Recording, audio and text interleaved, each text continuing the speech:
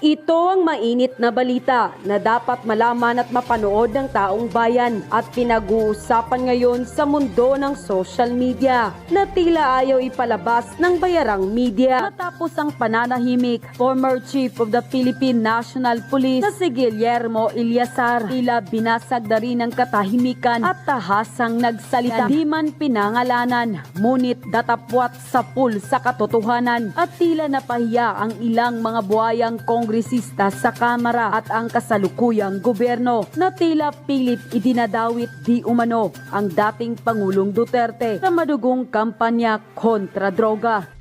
Pero bago natin simulan ang balitang politika ngayon sa Pilipinas, kung ikaw ay bago pa lamang sa aming channel, ay please huwag kalimutang mag-subscribe at i-click ang notification bell. Huwag din kalimutang mag-like para mas maging updated ka palalo sa lahat pa ng bago naming mga upload.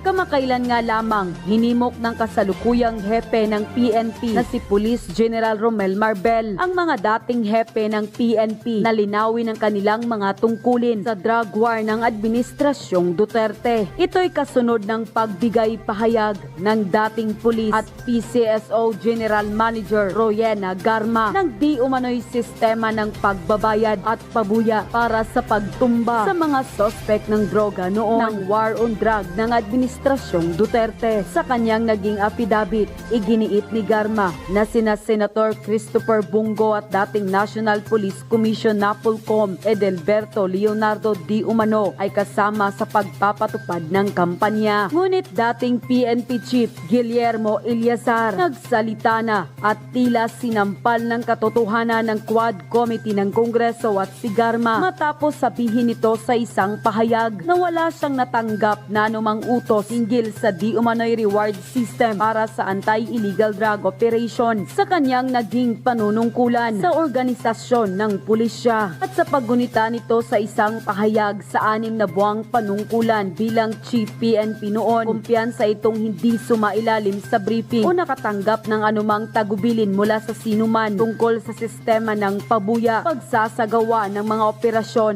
laban sa ipinagbabawal na gamot. Dagdag pa nga nito na ang tanging tagubilin na natanggap nito kay dating Pangulong Duterte ay gawin ang tama at legal.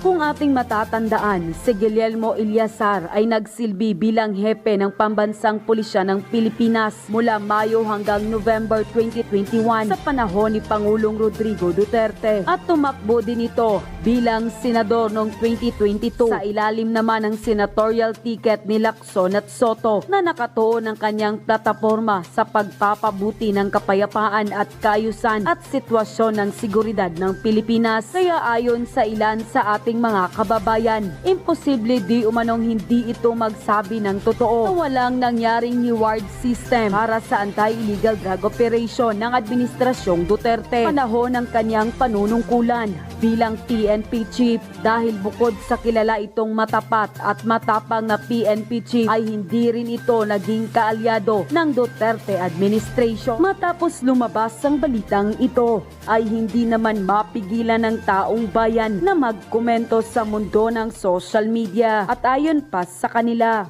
Ayan na, nagsalita tumistigo na mismo ang dating PNP Chief na si Eleazar. Basag kayo lahat ngayon. Mahiya naman kayo, galing na mismo kay Eleazar na walang reward system na nangyayari sa panahon ng dating Pangulo. Ihinto na ninyo yang walang kwentang hearing na yan. Nasayang lang ang pera at tax ng taong bayan. Hindi yan ang pangunahing problema ng bayan, kundi mas lumala pa ang mahal na mga bilihin at kakulangan sa trabaho, mababang pasahod. Mabuti na lang may dating PNP Chief Eleazar tayo. Nabulabog tuloy kayong lahat, mga buaya kayo dyan sa House of Crocs. Kahit anong paninira sa mga Duterte, solid Duterte pa rin ang taong bayan. Mga Duterte lang ang may malasakit at pagmamahal sa bayan na patunayan na kung paano magtrabaho ang mga Duterte. God bless the Duterte. Salamat Lord. Marami pa ring nanindigan para sa katotohanan na naging opisyalis ng bansa. I salute you, Sir Eleazar. Yan si PNP Eleazar. Gaya rin yan ni Kong Marcoleta.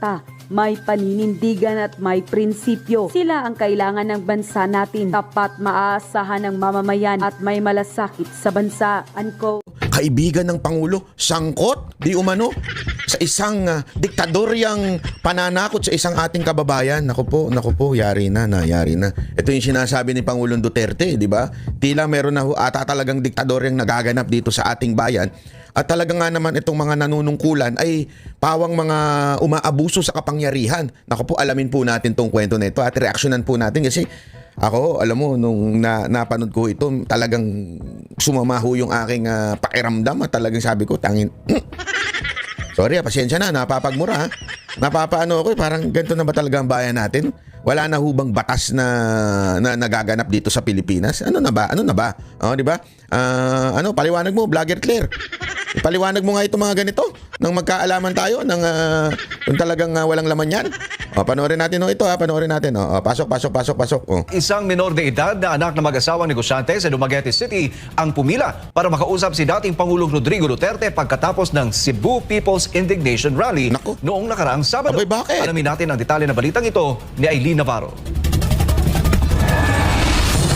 Dahil sa sunod-sunod na insidente ng pananakot sa kanilang pamilya, si Bea Torres, 16 anyos na anak ng mag-asawang negosyante na sina Gaspar at Kitty Torres mula sa Dumaguete City ay nagpasaklolo na ng mag-post ng panawagan sa kanyang Facebook page at sinundan pa niya ito ng isang video post. To President Bongbong Marcos, Vice President Inday Sara, Secretary Jovic Remulla of the DILG, Secretary Jesus Crispin Remulla of the DOJ, the Chief of the PNP, the NBI Director, and the Human Rights Commission.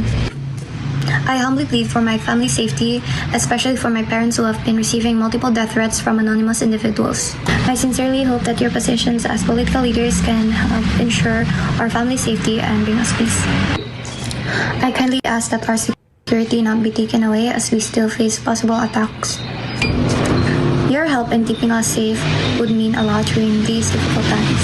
Si Bea Torres kasama Ate, pakikinggan ka kaya niya mga sinusulatan mo kasi malapit daw. Mukhang malapit ho itong ikinirereklamo mo sa Pangulong Marcos ha. Di umano, panoorin natin. niyang mga magulang na sina Gaspar at Kitty Torres ay personal na nagtungo sa ginanap na Cebu People's Indignation Rally kamakailan lang kung saan si Bea ay personal na nagpasaklolo at mangyak-yak na Grabe. nagsumbong kay dating Pangulong Rodrigo Duterte dahil sa harassment na nararanasan ng kanyang pamilya. Matatanda ang Disyembre 2 noong nagdaang taon, nag-file si Kitty Torres, ang ina ni Bea, ng reklamong korupsyon sa Ombudsman Visayas laban kay Governor Chaco Sagarbarria Nako. dahil sa panghihingi.